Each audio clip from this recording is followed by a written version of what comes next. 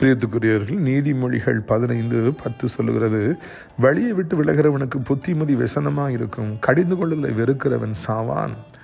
யாரெல்லாம் வழியை விட்டு விலகிறாங்களோ, யாரெல்லாம் அம்மா அப்பா பேச்சை விட்டுட்டு தன்னுடைய சொந்த இச்சையின்படி செய்ய நினைக்கின்றார்களோ, யாருக்கெல்லாம் பாவம் இன்பமாக இருக்கிறதோ, யாரெல்லாம் தங்களுடைய வாழ்க்கையில் பிஞ்சிலே பழுக்கின்றார்களோ, அவர்களுக்கு புத்திமதி व्यसனமாக இருக்குமா.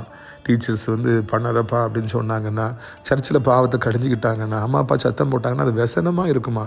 அவங்கள பார்த்தாலே அவங்க எதிரியாக நினைப்பாங்களே, இவன் எப்போ வந்தாலும் எனக்கு அட்வைஸ் தான் பண்ணுவான், இவன் என்ன பெரிய யோக்கியனான்னு சொல்லி கேட்பாங்களாம். அடுத்தாப்பில் கடிந்து கொள்ளலை வெறுக்கிறவன் சாவான் ஒரு பயங்கரமான சாப வார்த்தை எங்கே கொடுக்கப்படுகிறது. பெரியவங்க நம்ம சத்தம் போட்டாங்கன்னா, டீச்சர்ஸ் நம்ம சத்தம் போட்டாங்கன்னா, என் நன்மைக்கு தான் சத்தம் போட்டாங்க, நம்ம அமைதியாக இருக்கணுமா.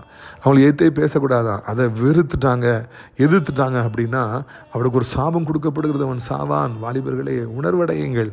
அம்மா அப்பா சத்தம் போடும்போது, ஆசிரியர் சத்தம் போடும்போது ஏற்று பேசாதீங்க, அதை வெறுக்காதீங்க. அது மிகப்பெரிய சாபத்தை கொண்டு வந்து ஒரு உச்சக்கட்ட தண்டனை கொடுக்கப்படுகிறது. சாபம் அது உயிரே எடுத்து விடும். எனவே அமைதியாக நிற்போம். ஒரு கீழ்ப்படுகிறது. 2வது, சத்தம் போடுறாங்களா, அமைதியாக நிற்போம். அதுவே மிகப்பெரிய ஆசீர்வாதம், அதுவே மிகப்பெரிய தீங்கிலிருந்து நம்மை விலக்கி பாதுகாக்கும் என்பதை புரிந்து கொள்வோம். மனம் திரும்பவும், ஆசீர்வதிக்கப்படுவோம். கர்த்தர் நம்மை உயர்த்துவார். ஒரு காலம் வழியை விட்டு விலகாதபடி, பெற்றோர்களை எதிர்த்து பேசாதபடி, ஊழியக்காரர்களை ஆசிரியர் எதிர்த்து பேசாதபடி வாழ கவனமாக இருப்போம். அப்பொழுது ஒருவேளை கர்த்தர் நமக்கு மனம் இறங்குவார். ஆமென்.